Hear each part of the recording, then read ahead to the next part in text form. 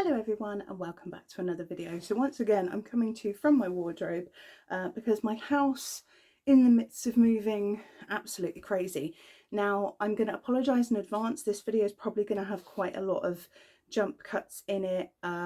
Just as I've sat down, someone somewhere has started doing a firework display. My dog doesn't like fireworks, but I need to do this now or I'm not going to have time to do it.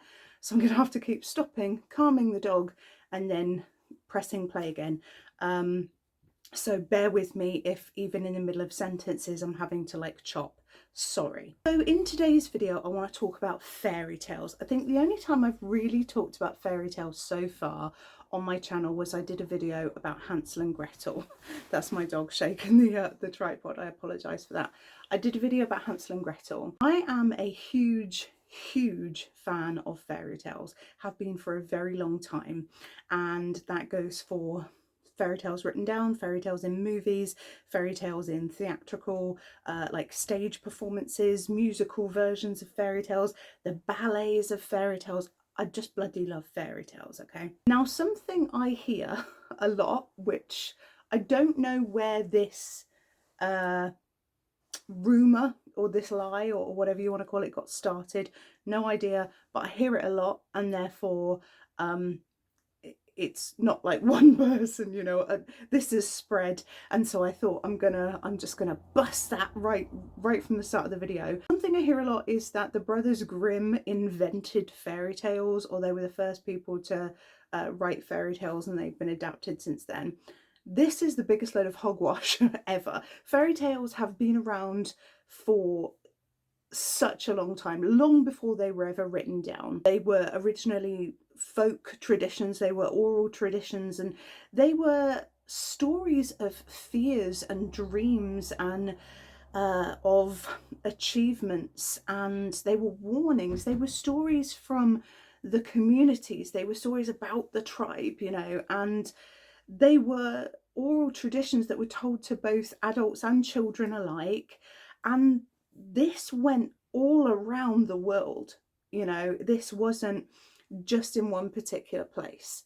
And in terms of some of the fairy tales that we have today, we have evidence of these stories showing up in like ancient cultures. Beauty and the Beast showed up in Roman and Persian myths. Cinderella showed up in Egyptian, in Chinese, in Greek myths, like not necessarily with those names obviously, but the general story. Another one I just thought of is Little Red Riding Hood from 10th century France. So yeah, long time. So the first person that we're aware of that wrote down fairy tales was Giovanni Straparola, and I suppose the most common one that I can think of off the top of my head that people would know is Puss in Boots. And this would have been around the middle of the 1500s. So that's how far back we're talking. Jean-Baptiste Basile wrote The Tale of Tales, and he was writing around the 1630s, that kind of time. Tale of Tales, if you haven't ever read The Tale of Tales, there is actually a movie now with it. Well, I say now, I don't think it's a particularly modern movie, but there is a movie of The Tale of Tales. It's got Selma Hayek. There's actually loads of really good people in it, but if you haven't read Tale of Tales, highly recommend it. But obviously the further back you go with fairy tales, they are violent. They are stories of death and violence and morals. They are stories of learning, of education in a very dark way with very heavy consequences. So for those people who are like, I love fairy tales, but they like these lovely, you know, light-hearted versions of the fairy tales, please be aware, should you look further back, that is not what fairy tales were. That is not what you're going to find in history with fairy tales. They were very dark stories with often very twisted, kind of what we would consider today at least to be twisted, and the endings were often not the types of endings that we would perhaps be all that happy with in stories today. Basile wrote stories like Cinderella, Rapunzel, Sleeping Beauty, and they were violent. They were these earthy, violent stories. And yeah, that would have been around the 1630s. Then later in the 1600s would have been, we then introduced to Charles Perrault. And Charles Perrault often gets referred to as the grandfather of fairy tales or the father of fairy tales, whereas he was late compared to the original written down versions of fairy tales. And so a lot of the fairy tales, if you go that bit further back, do get credited to him, although he was not the original writer of fairy tales by any means. Charles Perrault had versions of Cinderella, Little Red Riding Hood, Sleeping Beauty, and they got very, very popular around Europe. So that's why he's often given credit as being the person that started fairy tales, but it's absolutely not true. And then, of course, we've got the 1800s, the Brothers Grimm, who they get referred to, even like I said at the start of the video, even now, as being these people who invented fairy tales, but that's not true either. Then we get introduced to Hans Christian Andersen. So Hans Christian Andersen brought a different element to fairy tales. So he was 1805 to 1875, I think, and he brought a different element to fairy tales. So he wrote stories like The Little Mermaid, The Ugly Duckling. His stories weren't as dark, although they did have darkness about them, I'm not going to lie, but they weren't as torturously dark, I suppose you could say, as some of the earlier ones. But his had,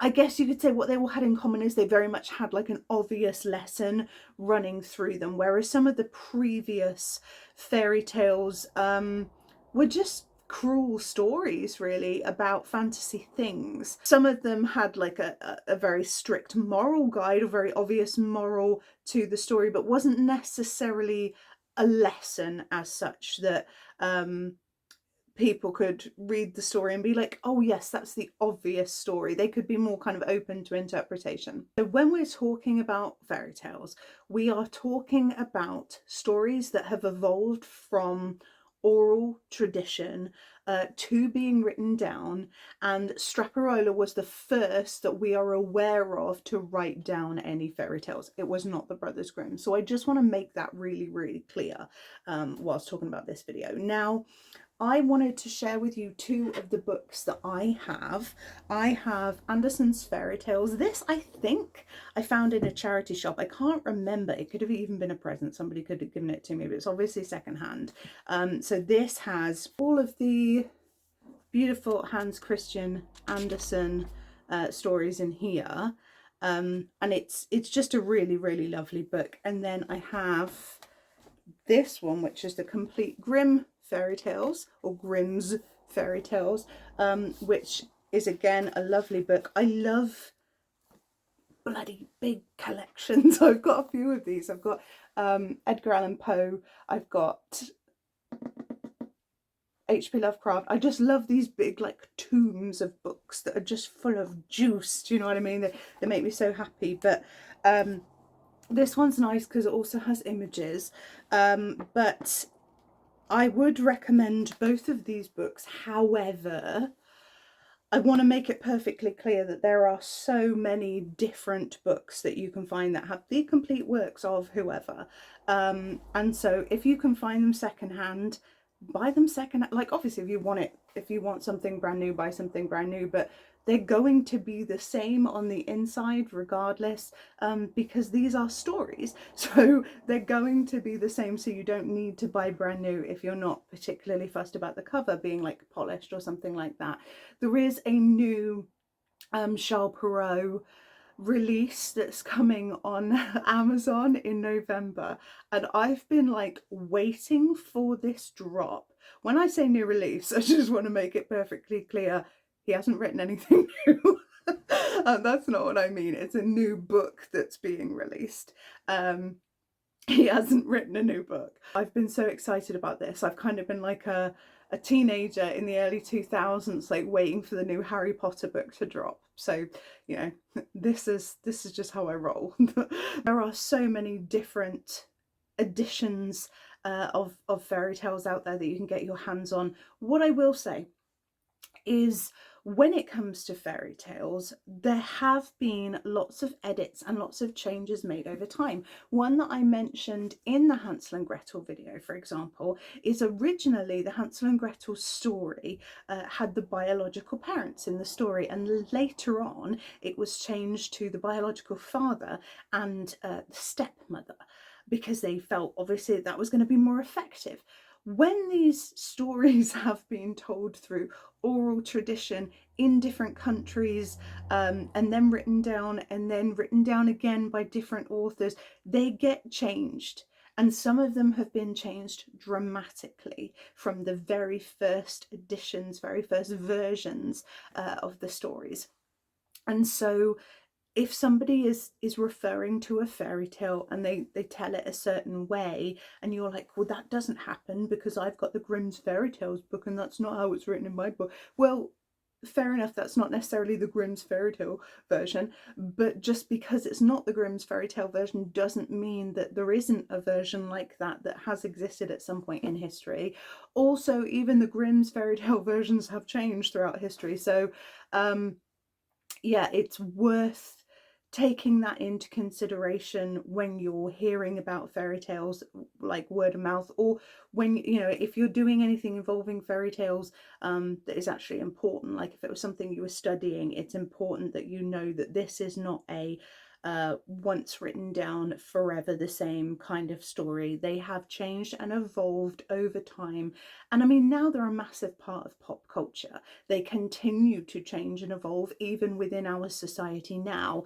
Like, if you look at the newest version of Snow White, for example, that's an entirely different story, and that's okay. That's what happens. I haven't seen the movie personally, but that is what happens with these stories. And I do find it a bit unfair that right now, with the different fairy tale stories that are coming out, people are kind of jumping on them and saying, oh, you're trying your best to be woke, you're trying your best to be inclusive, and you're ruining the original story, when actually the story from your childhood isn't the original story at all. These stories have been changed time and time and time again, and will continue to be changed time and time and time again.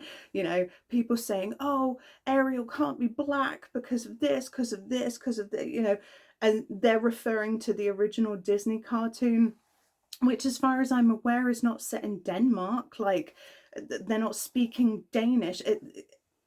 We just, I think, get very attached to whatever we like, and assume that that is the correct thing. That's not true, you know. And so when we're actually talking about fairy tales, we need to take into consideration the fact that they will forever evolve and change. And I think that's really, really beautiful that they can do that. And I think it's important that they do that, because fairy tales were told, whether orally, whether written down, they were told for a reason. They were lessons, they were sharing of morals, they were sharing of fears, they were stories, and they needed to be relevant to society at that point for them to hit right. You know, like if you're telling a story that absolutely could not happen, any way, shape or form could not happen in a society now, that you cannot relate to on any level, it loses all of its joy, it loses all of its fear, it loses all of its relatability. Anything in that that is powerful, it's just gone. And so these things need to be constantly evolving and constantly changing. Saying that, if we could go back to the original versions and just stay with those and have never had them evolve, I'd be okay with that. But that's not what happened, and therefore I do believe that once the ball started rolling, it just needs to keep rolling, because this is how it is now. And I think that it actually is beautiful that that's how it is, and it really serves a purpose. And I like to think, although myself, I don't plan on having any children, I don't have any children, I like to think that, you know, the generations below me that have children, and their children's children and children's children's children, when they come into contact with fairy tales, they do receive different and do interact with different versions of fairy tales that I interacted with, because the fairy tales I interacted with are different to the fairy tales my gran interacted with, you know, because that's how quickly in time they change. And I do find that very powerful.